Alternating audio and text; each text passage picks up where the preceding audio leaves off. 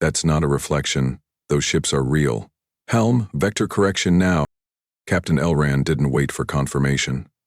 His elongated hand struck the override lever beside his seat, forcing the helm into a steep rotation. Inertia compensation lagged half a second behind, slamming the entire crew sideways in their seats. Chairs creaked under stress. Instruments clattered to the floor. Someone grunted behind him, jaw slamming into a console corner.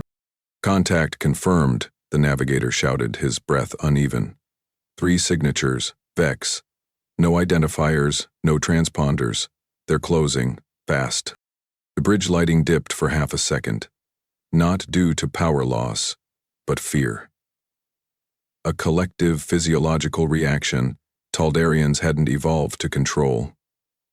On Elrond's planet, nothing ever hunted. Nothing ever required preparation for violence. "Shields," he barked, forcing his voice above the rising disarray. "Charge and lock. Push auxiliary to bow. Bring environmental redundancies online. I want that jump drive recalibrating. Now." I can't," Engineer Soren stammered from the rear pit. His skeletal frame was curled over the primary energy conduits, fingers twitching across the status panel. "We're inside a flux corridor. The gravitic drag is oscillating. If we activate it here, we'll collapse the array. Then move us out of the corridor." Elrond growled, already knowing the answer. "We won't make it before they engage." Across the viewport, space had become segmented by motion. Jagged black shapes, like predators cut from obsidian, emerged from behind the scattered remains of a hollowed moon. The nearest one pulsed red under its bow, power lines flaring in visible arcs.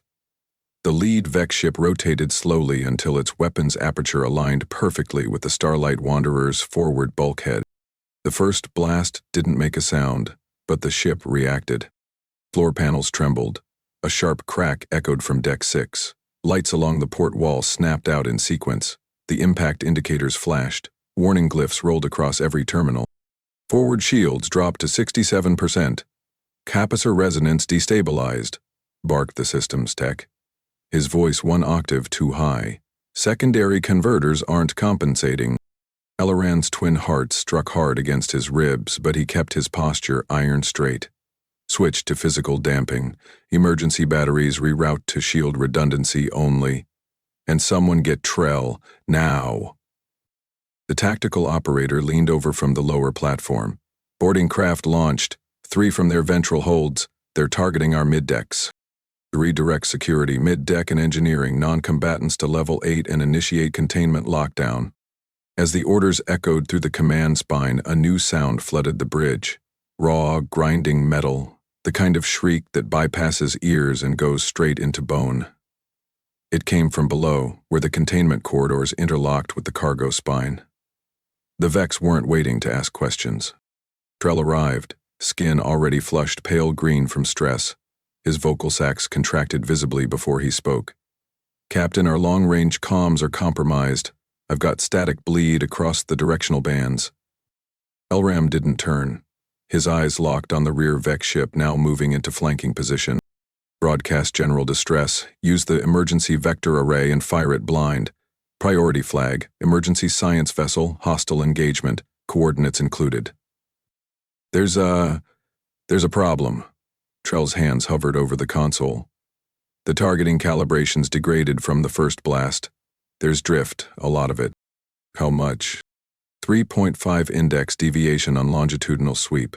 We're basically shooting it toward a black hole and praying someone's orbiting nearby." "Send it." The message pulsed out seconds later. Weak, unfocused, and off course. The console gave a single green blink. There was no reply. Another tremor coursed through the deck as a Vex harpoon latched onto the hull. Magnetic claws sank into the steel alloy like knives into soft rind. The ship shuddered again as counterpressure equalized. Then came the thud of impact boots. External contacts walking across the shell. Security reports compromised internal bulkhead. Deck 5 collapsed, someone shouted. Engineering says we have 15 minutes before hull stability drops below acceptable parameters. Reactor integrity? Stable, for now. Elrond's long fingers coiled around the command grip built into his chair. This ship was built for science, not survival. The plating was sleek, not armored. Their weapons were non-lethal, and their officers trained in neutral diplomacy. The Vex did not negotiate. Elrond to all decks. His voice echoed across the ship, deeper than usual, slower in rhythm.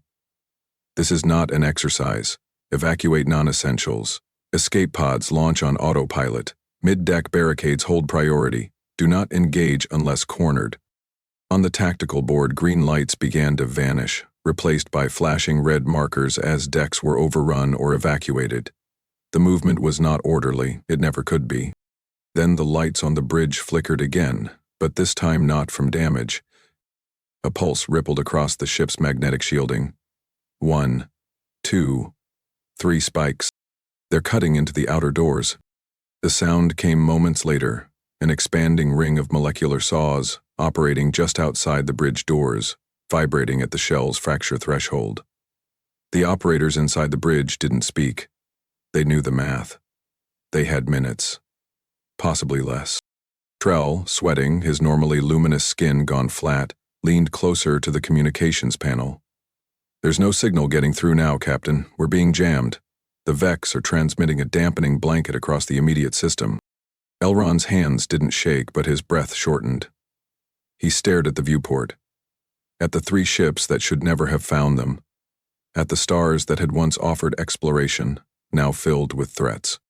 He reached beneath the console and pulled the containment lever, sealing the command deck even from internal access. The system beeped once. The room was now its own tomb. Begin final data purge, all navigational logs, research banks, observation archives, delete everything. If we fall, nothing falls with us. A murmur passed across the bridge crew, not defiance, but resignation. Fingers moved, lights changed, data packets disintegrated one by one. The knowledge of 3 systems, gone in minutes. They're breaching outer shell, Vark whispered from navigation. His eyes, silver and glassy, didn't blink. 5 seconds until full contact. No words followed. But Trell, fumbling over his auxiliary board, glanced up. Captain? Elrond turned, expecting more bad news. But Trell wasn't looking at the internal sensors. External signal detected, unknown code signature. It cut through the jamming. Elrond stepped forward, gripping the console edge as the data poured in. Origin, he demanded. Trell's expression changed. Not joy, not certainty. Something older. Something like awe. Uncharted vector, it's not from any allied zone, not even mapped space. I don't recognize the protocol. It's running something we don't have tags for. Elrond's eyes locked onto the display. Track it. Before Trell could respond, the main stabilizer pitched. 3 ships just dropped in system, shouted Varric. New class design. None of them match any entry in the Alliance database. They're forming a wall between us and the Vex. A moment passed. Then a 4th shape appeared on the starboard vector, emerging from FTL like a blade through atmosphere. There, surrounding the Vex. No one cheered. No one moved. But every heart in that bridge skipped a beat as a singular phrase echoed from every speaker in the room. Deep, clipped, utterly alien. This is Admiral Voss of the United Earth Defense Fleet. Your attackers have been neutralized. Do you require assistance? Explain to me why I'm hearing chatter from a dead corridor. Admiral Torvin Voss didn't look away from the heads-up display as he spoke. The war table in the center of Command Deck 1 projected rotating data glyphs across the polished obsidian floor, each tagged with coordinates that had no current registration in any Terran network. The signal pulsing from Sector 872,265 blinked in an off-center arc, raw, unstable, and unlike any distress call he'd encountered in 30 years of deep space patrol. It's not chatter, sir, replied Commander Darnick, hunched over the decoding module beside the comms bank. It's a high-frequency broadcast in a fragmented dialect. Non-Alliance protocol. Whoever sent it either didn't know who we were, or didn't care. Get me the transcript. A sharp hiss of compressed air accompanied the shift in the deck's lighting. as operational mode transitioned from patrol to intercept. Crew movement accelerated but remained orderly. Naval cadence on the Defiance wasn't barked, it was baked in. Every man aboard had trained under vacuum drills and under black light threat maps that assumed no backup would ever arrive. Garnick approached, arm extended with a flex pad containing the decoded message. Repeating loop, no encryption, timestamps consistent with roughly 70 minutes prior. Torvin read without blinking. Diarian science vessel Starlight Wanderer under hostile boarding by Vex forces. Coordinates attached. Shields failing. Escape in progress, requesting any assistance. Please hurry. The pad made a faint click as he placed it on the command lectern beside him. For a moment no one spoke. The temperature in the room didn't change, but awareness deepened. All eyes found the Admiral. "Sir," began Chief Engineer Harlan from the systems cluster, "that region has gravitational anomalies. We've logged erratic particle shearing near the corridor. It's not a safe insertion without a full spectrometric map." "I'm not asking if it's safe," Torvin said flatly. "Can we get there?" Harlan glanced sideways, calculating vectors mentally before consulting the kinetics chart. "We'll need to reinforce stabilizers and throttle containment, buffering to 65.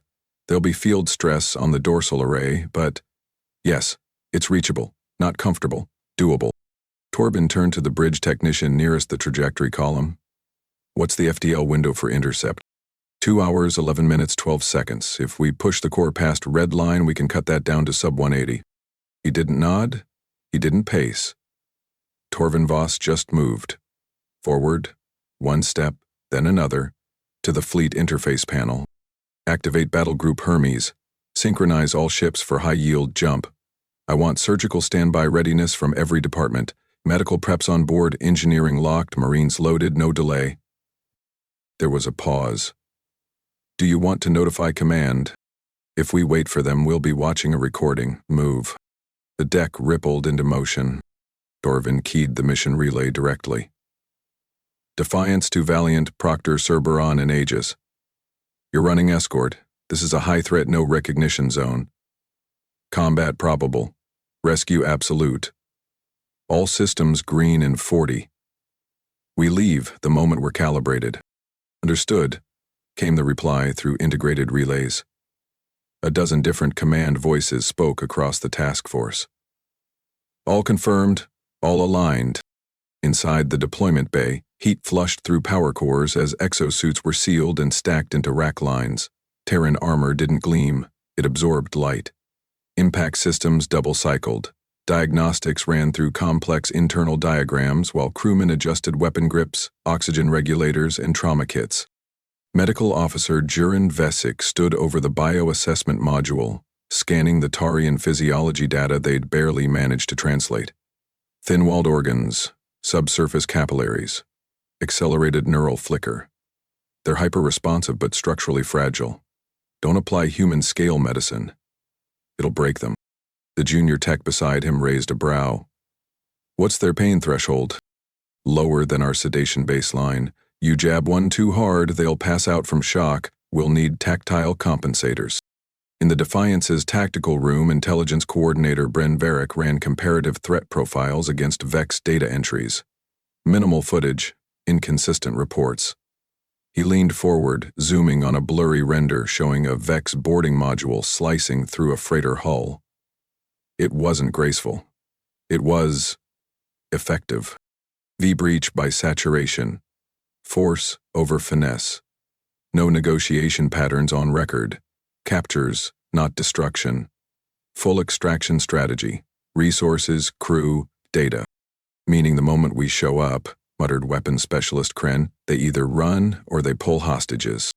They won't get the chance." Back on the bridge, Torvin stepped through the rows of seated officers, eyes scanning each station as system checks lit the side consoles. No one raised their voice. Status reports were delivered in rapid intervals. Propulsion chamber sealed. Orbital prediction plots ready. Drone surveillance on standby. Environmental cross-check complete. The deck commander leaned toward Torvin. "Fleet sync holding. 4 vessels mirrored on jump vectors. Countdown at 30. The Admiral's focus shifted to the center display as the target coordinates stabilized into their final window. Sector 872,265. No inhabited worlds, no flagged settlements, no reason for a signal to reach this deep into obscurity, yet here it was. One voice from an uncharted boundary, asking for help with no certainty of being heard. He turned to comms. "Patch me to the fleet." L channels open. Torvin's tone didn't change. It didn't rise, but it carried weight more than volume. To every ship. "You're not going in because of a treaty. You're not deploying for politics. Someone out there asked for help, we answer. That's who we are. You don't need to believe in their cause. You just need to believe in the reason we're on this side of the stars." No applause, just acknowledgments across the board. Pilots finished syncing, engineers stepped back from magnetic throttles, Marines loaded final cartridges. The countdown ticked. Jump in 5.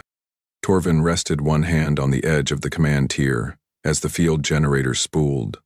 The walls of the bridge folded slightly at the corners, space bending around the ship's own gravity well. Space bending looked like a flare. It looked like a contraction, a pulling inward of light before the release. He exhaled. Execute. The Defiance vanished, its trail collapsing behind it like crushed foil. 3 escort ships followed. Streaks of kinetic blur, data trails arching toward the void. They're cutting through the med corridor bulkhead. Level 4 is gone. Varric's head jerked up from the transit monitor, but the hallway feed was already ash. What had once displayed death map signatures now showed a single frozen frame. Black limbs spilling from a ruptured hull, sparks trailing behind them like insects caught in gravity wells. "Reinforce the lab hatch," he snapped, bolting upright. His knees clipped the underside of the console, rattling the fluid stabilizers inside. The pain didn't register. Around him, the auxiliary nav chamber tilted from its axis, not from rotation, but the uneven absorption of hull pressure. Each creak in the plating felt louder now, closer, as if the walls themselves were tightening. Decks above, escape pods launched in staggered intervals. The viewport shimmered with streaks of propulsion trails, each pod punching out into open star space without formation or coordination. No countdowns, no trajectories, just pure evacuation instinct. He turned toward Midori, the only tech still at her station. Her fingers quivered over the interface. She wasn't entering commands. She was hovering, paralyzed between action and collapse. "You're not thinking," Bark said, voice low. "Lock down the corridor.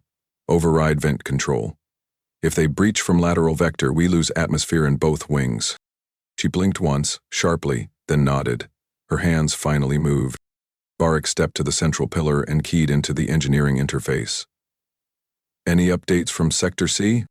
Static answered first, then a garbled tone. "Varric, this is Syl. They're inside Storage 6. Stun teams didn't hold. Commands ordered fallback to Deck 3. Orders?" He stared at the input field, fingers paused. What was left to order? "Seal the passage behind you," he answered. "Engage pressurization reversal and burn the interior. If they're that deep, there's nothing worth keeping." "Acknowledged," Syl replied. No hesitation, just resolve. The kind of submission only born under imminent loss. Varric swiveled to the adjacent console. The system displayed the updated map of structural integrity. Deck 4 was flickering red. Deck 5 had gone black. Section Delta 8 still glowed blue. Trell must have kept communications running somehow, but the corridor leading to the central chamber had collapsed entirely. One of the support columns was blinking irregularly. Thermal destabilization. Then the sound came again. Not an alarm, not a voice. A drilling vibration that resonated through the walls like insects crawling through stone. A frequency that played against bone, not air. "They're breaching the command spine," Midori whispered, her pupils constricted into lines. "They're going for the bridge." Bridge lockdown had been activated minutes earlier. They'd sealed themselves into their final stand, surrounded by files being purged, consoles overheating from data collapse, and weapons that barely qualified as deterrents. Varric gritted his teeth and turned toward the auxiliary maintenance hatch. Pull the core battery and move it. Rig the redundancy coil near the entry shaft. We'll destroy this room, Midori said flatly. It'll buy them 10 minutes. Do it. She didn't argue again. The first panel dropped with a hiss, followed by a spray of coolant vapor. The coils sparked as they were separated from their containment sheath. Blue arcs whipped between the connectors. Her hands moved faster than expected, fear giving way to furious utility. Overhead, a fracture line spread across the ceiling plates. Dust fell in threads. A piece of the paneling dropped to the floor and split with a sharp crack. The air didn't smell like fuel or fire. It reeked of overheated plastics and filtered sweat, the product of a failing ship forced into siege conditions. Index compromised, came the broadcast over the emergency channel. Security down to 4 units, estimated Vex squad strength, 30 or more, deck rotation complete, no evac routes remaining. Varric's mind jumped to the children in botanical storage. He had ordered them to pods 15 minutes earlier. Had they made it? There was no time to dwell. The lights shifted red across the floor, signaling hull compromise. Deck pressure dropped by 2%.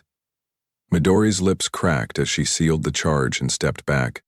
I'm not staying here, she said, eyes fixed on him. You're not dying here either, he replied, gripping her wrist and pulling her toward the shaft. The sound of breaking hull beams echoed behind them, accompanied by the unmistakable crunch of magnetic bootfall. Closer now. One corridor down, the door split from the center with a metallic peel. Claws scratched across the floor plating. Vex soldiers moved in triplets. 1 forward, 2 rear. The lead was smaller than the others, but wore a targeting visor that blinked like a living creature. Varric shoved Midori through the crawl space, then slammed the hatch behind her. He sealed it manually and dropped the emergency clamp. It would hold. Barely. Then he turned, alone again. He keyed the detonator into the charge rigged behind the chair. A low whine began to build. He walked backward down the central corridor, eyes fixed on the door that now hissed under forced entry. Smoke leaked from the corner. Sparks danced down the locking mechanism. From the other side, deep guttural commands passed between the Vex squad. Their language sounded like friction-given voice. No rhythm, just intent. Rek pressed the final confirmation key. He didn't wait for detonation. Instead, he ran. The corridor flexed as the coil burst. A wave of heat surged down the shaft. He ducked under the structural beam and sprinted toward emergency deck 3. Behind him, pressure doors shut one by one. Each hiss meant he'd bought another second. When he reached the staircase junction, he found a crewman, Jocelyn, bleeding from a split forehead, slumped against the wall. You upright? Vark demanded. The boy nodded once, too dazed to speak. Then move. They passed a charred medrone. Something had skewered its core. Nothing natural bent that way. An entire stasis pod row had been carved apart like it offended someone's ideology. They reached the 3rd junction. The bridge seal light glowed faintly overhead. 1, 2, pause. Then blink. Varric stared at it. That blink wasn't from energy flux. That blink matched a heartbeat. Jocelyn leaned forward. You think they're still up there? They're waiting for us, Varric answered. And behind the bridge door, Captain Elron was already standing, with weapon in hand, waiting for someone to breach it. Distribute targets. No repeats. Admiral Torven Voss stood fixed behind the fleet coordination console as the Terran battle group shattered into local space like glass through pressure. No ripple, no warning, just mass where moments ago there had been none. The Starlight Wanderer floated below them, breached and burning in places, with 3 angular Vex warships positioned like carrion birds over prey that could no longer run. He tapped a sequence on the command pad, bypassing visual filters. Direct feed only. Tactical overlays snapped into place. Trajectory lines, thermal maps, subsystem tags. Not one of the Vex ships registered coordinated formation. Sloppy. Opportunistic. Overconfident. He leaned toward his weapons lead. Set deflective protocols. Disable only. Minimum collateral. Send our message without interpretation. Yes, Admiral. All 5 Terran vessels shifted course at once, sloping into a half stride above the engagement zone. The Defiance sat at the tip, hull shielding already absorbing fringe ion distortion from Vex emission trails. Her twin particle accelerators remained retracted, hidden until needed. They wouldn't fire first. They never did. The Valiant peeled left and gained altitude to counter the uppermost pirate vessel. Proctor and Cerberon dropped below the central line, aiming at the flanks of the second. Aegis hovered rearward, its array deployed to jam outbound transmissions. They would not allow Vex Command to misrepresent what was about to unfold. Inside the Defiant CIC, Torvin pointed to the second Vex cruiser. Neutralize targeting systems only. Run a lateral arc. Cut propulsion. Leave maneuvering. Confirmed, deploying disruptor mesh. The operator launched the payload. A series of magnetically guided nodes spiraled outward and embedded along the dorsal spine of the Vex cruiser. Seconds later, a pulse rippled through the magnetic field. The pirate ship spun 30 degrees off axis as guidance failed. Its weapons flickered, then shut down. No return fire. Torvin's attention moved to the third target. Aegis, drop their power relay. No hull impact. I want them floating, not detonating. Executing. A focused EM lance discharged from Aegis's underbelly and struck the ship amidships. The blast struck with mathematical spacing, 24 micropulses in calibrated sequence. The pirate ship's energy distribution fractured down the core. Its lateral thrusters failed within seconds. Still no retaliation. Across the heads-up displays, Vex boarding parties began to withdraw. Their internal comms lit with distress, visible now thanks to Terran decryption overlays. Panic clashed with chain of command. Orders to hold were overridden by emergency retreat tag. They're pulling their strike teams, observed Keldron from the Defiance's recon bridge. Reading fast egress from all 3 craft, boarding clause releasing. Track all evac shuttles. If any change course toward the Wanderer, disable their stabilizers. In space, the Vex vessels began to drift. Energy trails vented from fractured sections like dying veins. They weren't broken completely, but operational control was lost. Each ship had been struck differently, uniquely. Not a single blast repeated the method of the last. There was no pattern to read, no rhythm to counter. Just failure from directions they couldn't process. Inside the Starlight Wanderer, Terrian crew who had braced for close quarters death now watched blinking indicators turn green on their emergency overlays. The threat indicators vanished one by one. The internal sensors logged Vex withdrawal. Hull breach alerts ceased updating. For the first time in nearly an hour, nothing else exploded. Captain Elran, still standing beside the bridge lock, stared at the warship hovering just beyond their forward viewport. The Terran ship wasn't sleek. It didn't project dominance through show. It simply occupied the space, immovable and utterly still, like a verdict. Confirm transmission from them, he said to Trell, whose fingers trembled over the comm console. We're receiving, Trell replied after a beat. Direct link, military format, English translation embedded. The message began to play. It wasn't loud. It didn't demand submission. It stated, facts. This is Admiral Voss, United Earth Defense Fleet. Your attackers have been disabled. You are no longer under threat. Respond if you are able. We are prepared to offer medical and engineering support. No authorization required. Trell swallowed. He said, no authorization required.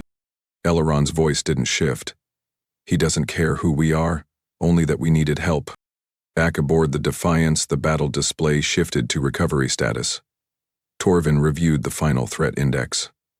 0 active weapon locks. No further movement from the Vex. Transmit visual data to every ship in formation. I want our team seeing exactly what their actions resulted in. Don't let them guess whether this worked. Yes, sir. Across the fleet, Marines stood in readiness bays, now watching recorded sensor feeds of the operation they hadn't needed to fire a shot in. They watched the Vex lose everything they'd come to steal in less than 5 minutes. In the Defiance's auxiliary command room, Fleet Analyst Rin Lori stepped forward. "You think they'll come back after this?" Torvin didn't answer immediately.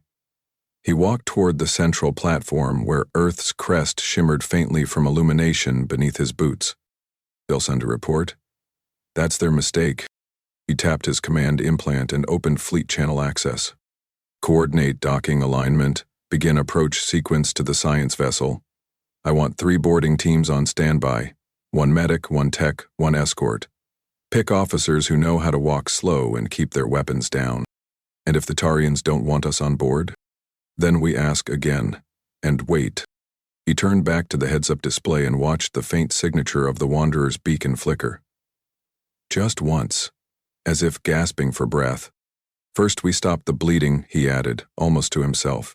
"Then we rebuild. Stack 2, check that pressure lock. If it groans, we cut through. We don't wait for cooperation." Sergeant Dren Halvik's voice carried inside the reinforced bulk of his exosuit, as cleanly as if he'd barked it in open air. His booted foot pressed against the scorched deck of the Wanderer's docking ring, heat sensors still reporting residual trace from the last Vex shuttle that fled minutes ago. His squad fanned out behind him. 4 men, staggered, weapons down but at the ready. The corridor ahead flickered intermittently with red failsafe strobes, warping shadows across the shattered panel. "Pressure holding," came the report from Warrant Officer Levark at the control panel. "But just barely. Frame distortion is visible through the blast weave." "Open it," Halvik ordered. "Push slow."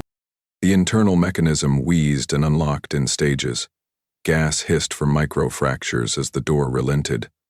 They moved like a hinge, 1 man forward, another covering the opposite angle, eyes switching between threat overlays on their helmet feeds and the real contours beyond.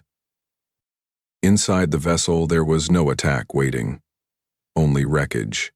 Overturned data cores, cracked oxygen ducts, discarded stun weapons, and streaks of dark fluid trailed across the floor in patterns that told more story than any verbal exchange ever could. It had been chaos here, and it ended fast. "East front," Halvey said. "You see movement, announce first. These aren't soldiers. Don't treat them like an op force." The first alien they encountered didn't move. He lay curled near an inactive control hub, breathing shallowly. Slender frame, translucent blue skin laced with branching veins, fingers twitching near a broken headset. Private Corin knelt. "Vitals present, stress saturation, neurological spike." "Tag and move," Halvik answered. "Vesik's team will handle triage." Past the second junction, the corridor narrowed. Burn residue covered the ceiling where internal weapons had clearly misfired. 2 bodies slumped over one another in matching environmental coats, one shielding the other with an instinct far older than their species' technology. And then, the first live response. A hiss followed by stumbling footfalls. A Vex pirate appeared from an adjoining hatch, dragging a plasma cutter, eyes wide and wild with cornered panic. He raised the tool. "Stand down," Halvik called out, stepping forward. The Vex ignited the trigger. The beam didn't fire. The cutter's fuel line was already severed. Halvik closed the gap in 1 step and used his gauntlet to twist the weapon from the alien's grasp. One swift movement, practiced and non-lethal, brought the pirate to the ground without bloodshed. The Vex snarled up at him in a rough, spit-laced dialect. Halvik didn't respond. He only motioned for Private Jusk to bind the captive and drag him toward containment. They would process later. The goal was contact, not conquest. They reached the data hub on Deck 3. The lights were low, systems still recovering from the initial sabotage. A large doorway ahead glowed faintly.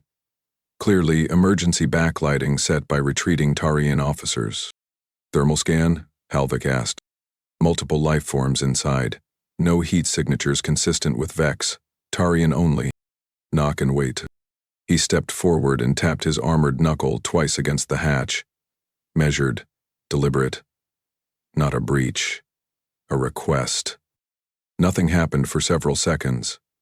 Then a slow grind echoed from within, as manual locks disengaged one by one. The door parted. A group of Tarians stood inside. 5, maybe 6.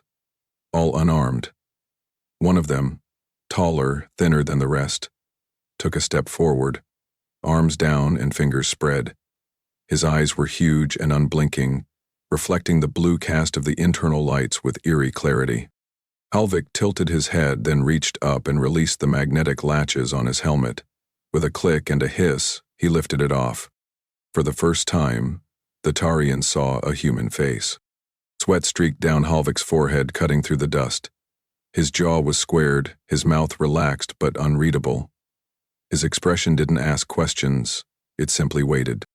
The Tyrian leader took a careful step forward and pointed, not at the human's armor, but at the crest on his chest plate. The insignia of Earth's defense fleet. "You're real," the alien said, not as disbelief, as confirmation. "We received your distress call," Halvik said slowly. The alien blinked once, then motioned behind him. 2 more crew emerged from the shadowed rear of the chamber, one holding another in a supported walk, clearly wounded. Halvik turned to his comm module. "Send in medical team, route is secure." As he moved aside to let the others pass, he noted the shifts in posture from the Tarians around him. Less recoil now, more observation. They didn't understand the language, but the actions were registering. Behind him, one of the medics entered, guiding a floating trauma case that emitted soft blue light across the silver-paneled floor. The color contrast between human equipment and alien interior was stark. The technology was foreign to them, yet nothing was used as a threat. Halvik stepped back toward his squad, muting his external speakers for a moment. "They're watching everything," he said into the unit channel. "No sudden movements. Adjust your posture. Holster if it's not needed. Even the wounded are staring like they've seen a ghost," Chas muttered. "No," Halvik corrected. "They are realizing the ghost is real." Further up the stairwell, the team from Deck 1 reported a second Vex detachment attempting to flee toward the docking hatch. Halvik nodded once to the relay. "Intercept. No rounds unless fired upon." As his voice left the channel, a different one entered, the Wanderer's primary frequency. "To Terran Command, this is Captain Elran of the Tarian research vessel Starlight Wanderer. We confirm reception of your presence and your aid. We welcome your assistance." Halvik stepped toward the comms panel and tapped the translation buffer. "We'll get your people stabilized, Captain. Our Admiral will want to speak with you directly. You're not alone anymore." He paused and turned back to the open corridor, where his men were still moving quietly, weapons lowered, steps deliberate. "Lieutenant Vesic," he called into the medical channel, "confirm your sector's status." "All wounded. Stabilized, some of their systems are still functional. Life support fluctuates, but air composition is breathable for humans." "Good," Halvik said. "Then let's meet the bridge, show him the chart, make sure he understands what's changed." Admiral Torvin Voss gestured toward the illuminated panel near the command center of the Defiance. A fresh coordinate overlay now pulsed against the star map. Sector 8-27235 no longer listed as a void. Instead, a new tag blinked beneath its identifier. "Contact made. Terran intercession." Around him, the bridge staff maintained an efficient tempo. The buzz of data parsing, translation layers, and tactical overlays sharpened the atmosphere rather than cluttering it. Voss stood with arms folded behind his back, observing the feed with flat calm. The light from the chart threw thin shadows along the silver-etched crest of Earth beneath his boots. "Patch me through to Captain Elran," he said to the comms technician. "Secure channel. Direct relay. Channel stable, encoding complete. You're live." Voss straightened his posture as the display reconfigured, now revealing the Tarian captain standing within the main deck of the Starlight Wanderer, flanked by officers in light armor and medical seals. The background flickered slightly from degraded stabilizers, but the figure remained clear. "Captain Elran," Voss said evenly, "you have our respect and our assistance." Elran inclined his head slowly. "Your Marines performed with discipline and restraint, the kind we could not expect from most known species. I won't forget that." "No one should forget what happened here," Voss replied. But I'm more interested in what happens next. As Elrond's image faded from the forward display, another figure replaced him. Not calm, not collected. Bound at the wrists with quantum cable restraints, the Vex pirate captain stood inside an isolated interrogation chamber aboard the Aegis. His scaly skin twitched irregularly, nostrils flaring, as if adjusting to human atmospheric regulation. Behind a transparent barrier, 2 Terran officers watched without expression. They had no weapons drawn, no provocations issued. "You're wasting effort," the pirate sneered. "The sector already knows our reach. You're just another target now." "No," one of the Terran officers replied, tone clipped. "You're our data point." The Vex tilted his head. "You think this setback will stop the fleet? You don't know who we report to. We don't need to. You just told us more than you meant to." At another console on the bridge, Lieutenant Ardon narrowed the scan parameters. Interrogation audio confirms the Vex have command structures beyond regional piracy. They answer upward, possibly centralized coordination. "Mark it for intel command," Voss replied, "and keep feeding their chatter into our translation matrix. I want every phrase dissected." Behind the primary console, the ship's navigations lead called out. "Transmission received from Terrian Confederation High Command. Attached packet includes diplomatic coordinates, language samples, and an encrypted invitation to initiate formal liaison." Voss reviewed the file. "Schedule a call, make it clean. No translation overlaps, no cultural missteps." "Yes, sir." The bridge lights adjusted to the environmental preference of the Tarian fleet's relay channel. Dimmer, cooler. The translator buffer scrubbed through a dozen phoneme permutations before establishing pattern clarity. On the secondary heads-up display, the insignia of the Tarian Confederation shimmered into view, an intertwined triple ring structure meant to signify academic balance, scientific clarity, and non-aggression. Voss kept his expression still. "Admiral," the Tarian speaker began, "you responded to a signal that wasn't meant for you." "Correct," Voss answered. "And your people survived because of it. Your intervention was not required by treaty or obligation. Why did you act?" "Because we heard it." The Tarian delegate paused. "That isn't protocol. It's principle." No further debate came from the other side. Instead, the Tarians requested a full briefing on the Vex vessel status, captured pirates, and technological observations. Voss provided what was appropriate, no more, no less. He then switched feeds. The visual data from the Defiance's engagement was displayed in full. Trajectories, impact analytics, weapon systems vools. Not one Vex ship was destroyed. Not one Terran ship had suffered structural damage. "You used force without destruction," the delegate said slowly. "That is not common among military cultures." "It isn't common among predatory ones," Voss replied. Down in the Aegis brig, the captured Vex captain struggled against his restraints as feeds of his disabled fleet played behind him on loop. Every screen showed something different: a control system blinking failure codes, a support beam sheared without hull rupture, a reactor temporarily neutralized via waveform interference. "No civilization just has that knowledge," he barked. "You planned this." Voss's voice echoed from the intercom. "We didn't plan to meet you, but we're prepared for what comes after." At the secondary console, Lieutenant Ardon rotated the star chart again.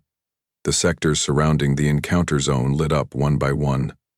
Fringe colonies, neutral systems, autonomous trade posts. He tagged each one with a new symbol. Active transmission relays pointed toward Earth.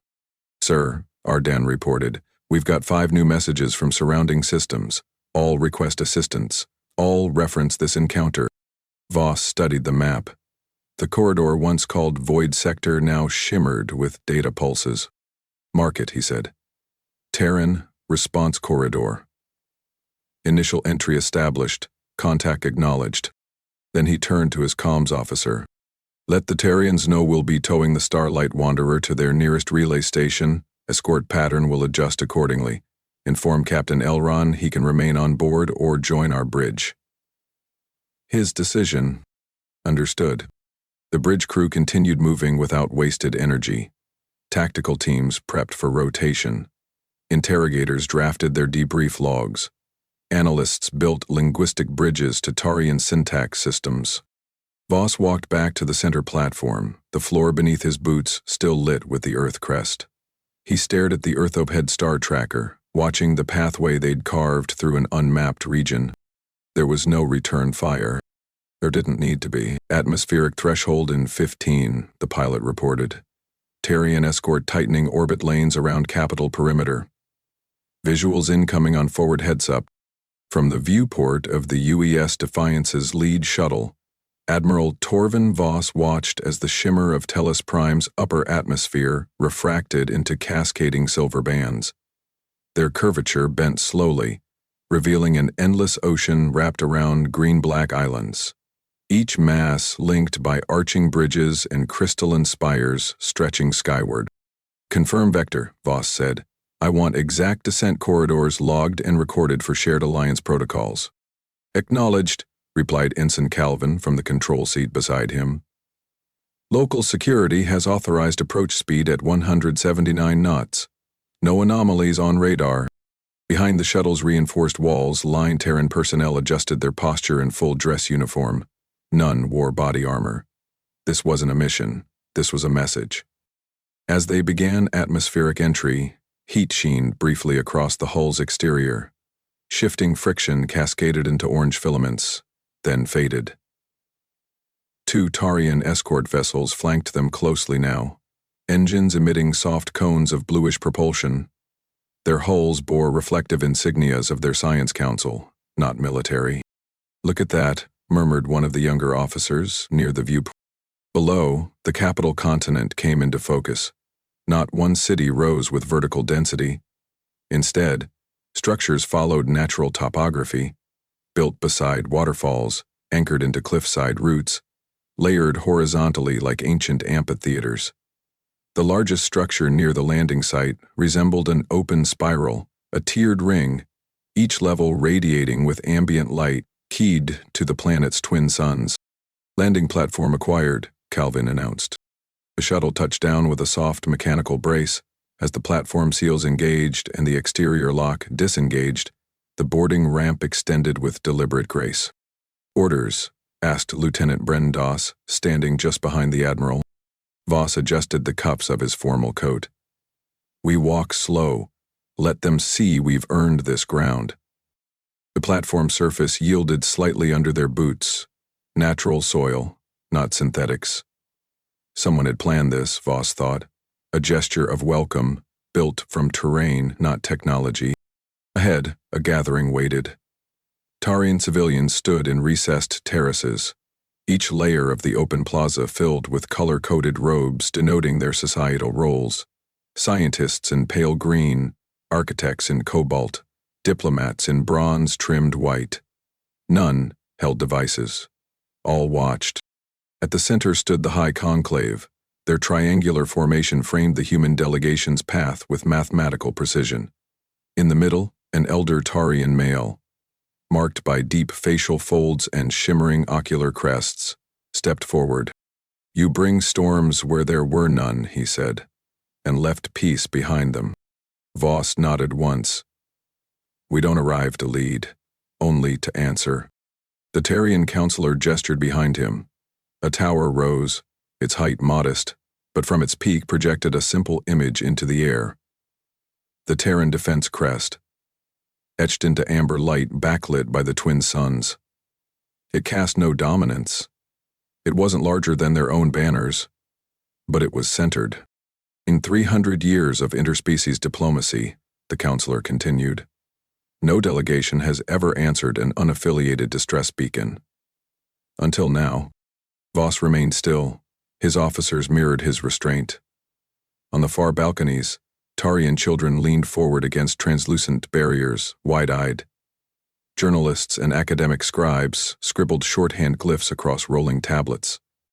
From the human side, no one spoke out of turn. Each breath, each movement bore weight. Behind the conclave, an artist activated a kinetic scroll. It depicted the Starlight Wanderer, its hull fractured but intact, cradled in the formation of Earth's warships. The rendering moved slowly. Vex ships were shown pulling away in retreat, unbroken but defeated. You disabled your enemy, the counselor said. But you left them breathing. Boss's jaw tightened only slightly. Dominance without destruction builds stronger allies.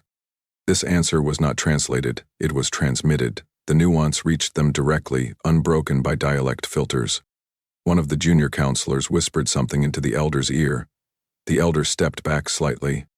Your conduct is not what we expected from those evolved in hardship. It rarely is, Voss said.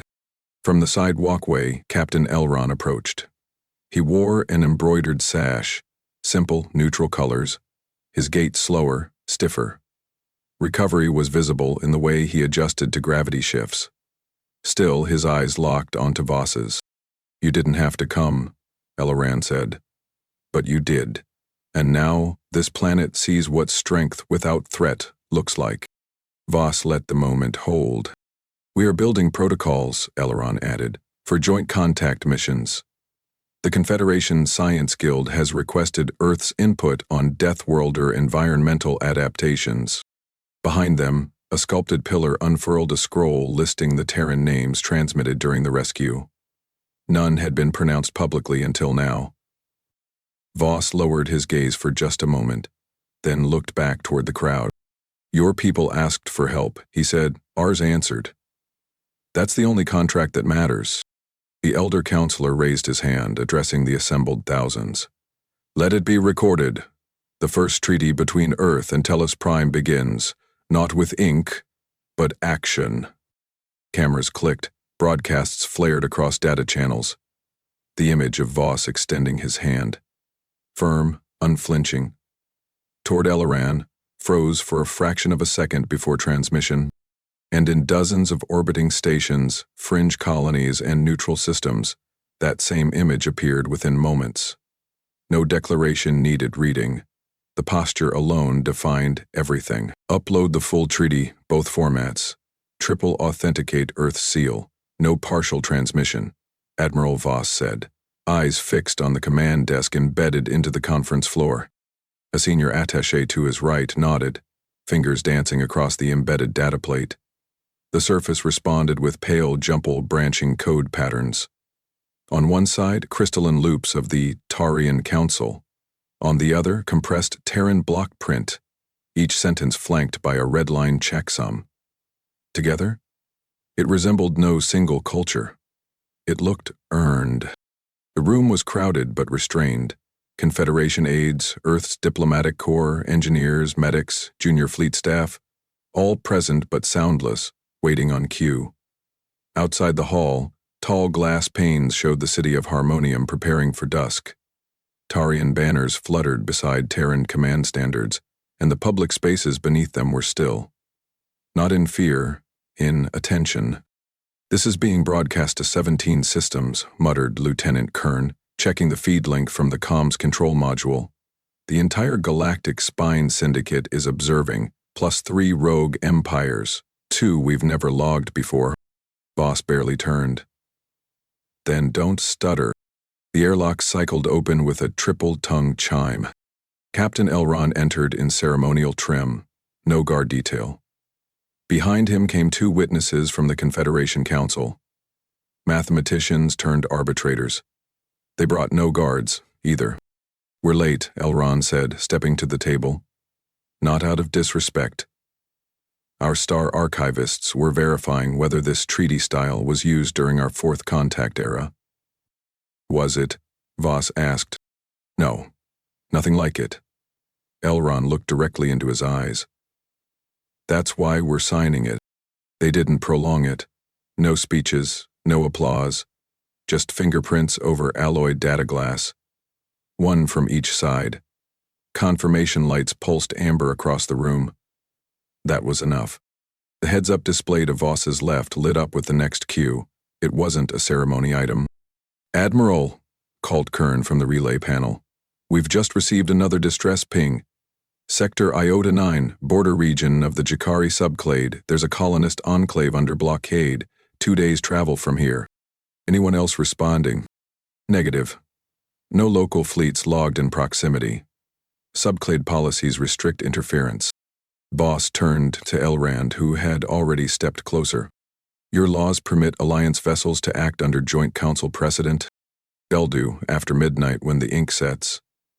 Elrond paused, smirked faintly.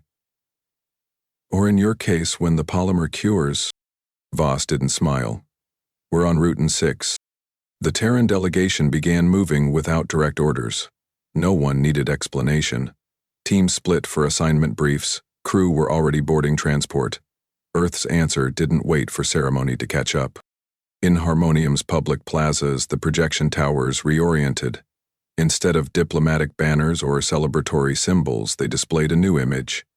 Earth's fleet in full configuration, 5 warships aligned in wedge formation, departing planetary orbit in overlapping arcs. From the ground, it looked like a shield being raised. Down below, Terrian civilians watched from their open terrace homes. Not one turned away. Inside the Defiance's central ready room, Dren Halvik stepped into the squad bay with an already sealed helmet tucked beneath his elbow. His squad moved with crisp tension, weapons maglocked to their side clamps. The U-packet shows minor atmosphere offset. Thermal differential +3, standard oxygen tolerance. Double-check your suit's regulator loops, he said, snapping a hand across his chest plate. Reports suggest non-hostile civilians in immediate vicinity. Same first contact protocol applies. Anyone opens fire without authorization gets stripped of rank. One of the younger Marines, Mero, leaned forward. You think they'll listen when we say we're just there to help? They will, Halvik said, after they watch what we do. As the last prep light flashed green, the command room doors opened. Admiral Voss entered flanked by command staff. The officers parted without order. You've all seen the feed, Voss said. They sent us a message with coordinates, a timestamp, and no name. Nobody interrupted. He walked once down the formation line and stopped at the far end of the room. We don't ask who they are. We don't wait for applause. We go because nobody else will. He paused in front of the tactical response board where 3 stars now blinked in staggered red. Tellus Prime, the prior Vex contact zone, and Nell, the newest call. We answer because they called. Nothing else matters. A low confirmation tone pulsed across the ship's alert system. Flight bay crew completed final checks. Engine cycles climbed in amplitude. The docking arm disengaged. Outside, multiple vessels rotated in unison, their drive signatures forming a perfect arc. Elrond's voice crackled through diplomatic uplink. Admiral, on behalf of every scientist, every counselor, every child who now looks at the sky without dread, we offer our thanks. Voss responded without delay. Then keep watching the sky. The line cut.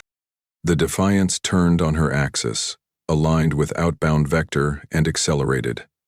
The stars outside compressed and pulled apart as faster-than-light engines engaged.